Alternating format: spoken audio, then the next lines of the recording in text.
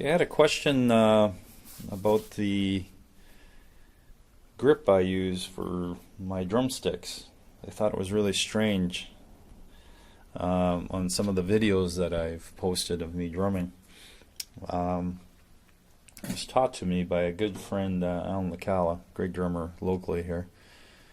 Oh man, decades ago. I originally started off as a traditional grip player, meaning the right hand is this way here, but the left hand is traditional, kind of like this. I'm trying to get this to work without going too far. This way, and I still play this way quite a bit. I just find there's advantages to both, but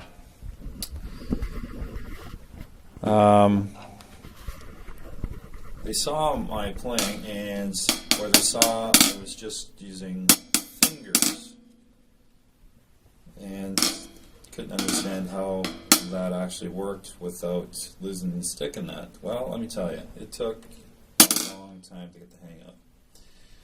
There's a lot of advantages to it. One of the biggest ones is the stick doesn't smash into that arch in your hand where your wrist is. Now, I've been drumming 36 years, and a lot of the drummers that I grew up with are experiencing pain in their wrist, basically carpal tunnel syndrome. And what that is it smashes all with this constant pounding in here, in the arch, right there. It starts to go numb after a while. I've known guitar players too that go through that. So this method, as much as it was a pain in the butt to learn, as you can see, it just doesn't hit there at all. And you can play as hard as you want, but the key to this method is that the stick basically stays on the fingers. It doesn't flop around. The fingers don't normally come loose. There are the odd time it does, but you actually, it's like a trigger. You actually get your fingers trained to move with the stick. And I started off, I remember my buddy Alan telling me, keep your fingers spread like this and then on a pillow. I was like, hours of this, and this just can't work. And you know what? And then one day it just started to happen. Never gone back. I don't experience any hand pain, carpal, or tendonitis. I don't experience any of that. So, and you can move it anywhere you want. And I've tried to teach this to people, and they wear out with the beginning stages of it, on the working on the towel and trying to get no rebound. You can't have rebound. It's got to be in, off. You got to be able to pull it off like this. So, and I've had more than one person even come up to me live and go, "What the hell are you doing with that?" Okay, another thing. On this drum set here, everybody thought I was playing double bass. No, I don't have double bass on here. It's just single bass. Another weird thing is I play flat foot. My heel is down. I do bring the heel up. I'll try to get this here. I do bring the heel up sometimes for different things, but I was taught by, in my younger days, a great drummer locally. He went on to go to Berkeley and that. Scored Wilson, and he taught me flat foot, heel down, and that took a long time. So I do play flat foot 98% of the time on the right side, and I just learned to develop basically the rudiment kind of thing between my right foot and my hands to try and build up the speed. So I don't use double bass on this particular kit. I do play double bass, but just not in here. And most of the videos online are not double bass on this kit, or cheater beater double bass. So I just learned just like that hand grip I was using, I learned to play flat foot, and I used to take the pedal tension and crank it.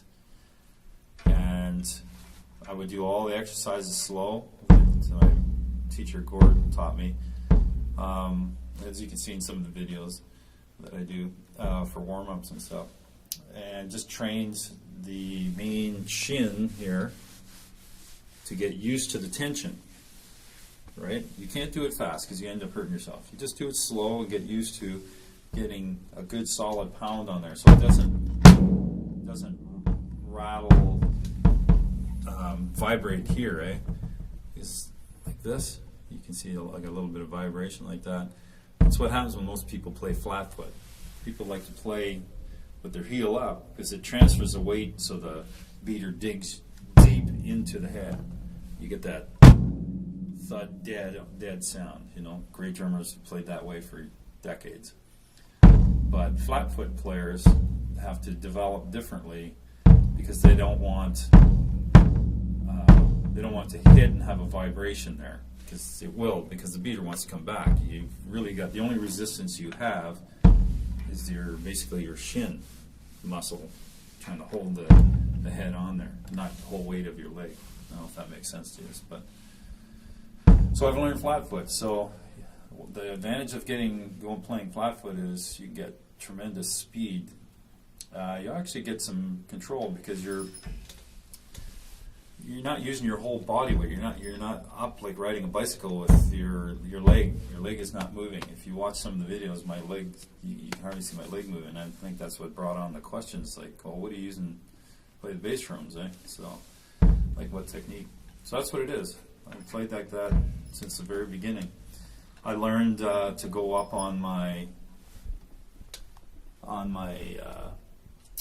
heel up for the hi-hat, and also heel down and splashing the hi-hat, which is basically taking your heel and smacking it into the seam of the heel plate of the hi-hat and also the footboard for nice accents.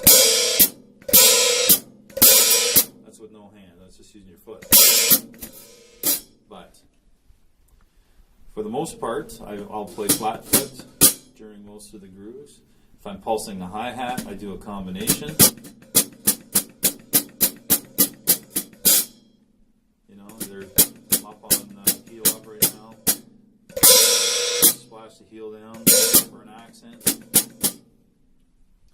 I was basically always just taught to mimic what my hands were doing. So if my hand is playing the hi-hat,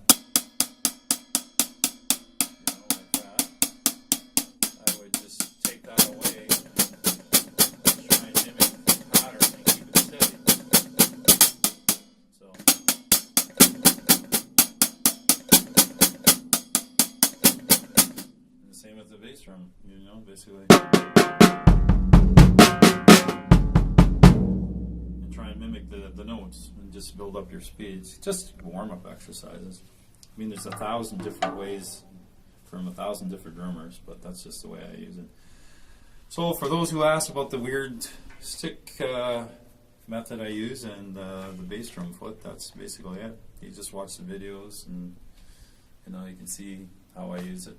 I don't claim on being the best drummer, or I don't claim to have the best technique, but all I know is after 36 years, I have no pain in my arms or legs from playing. It's just, and I don't play hard. It looks like I play hard, but I actually don't.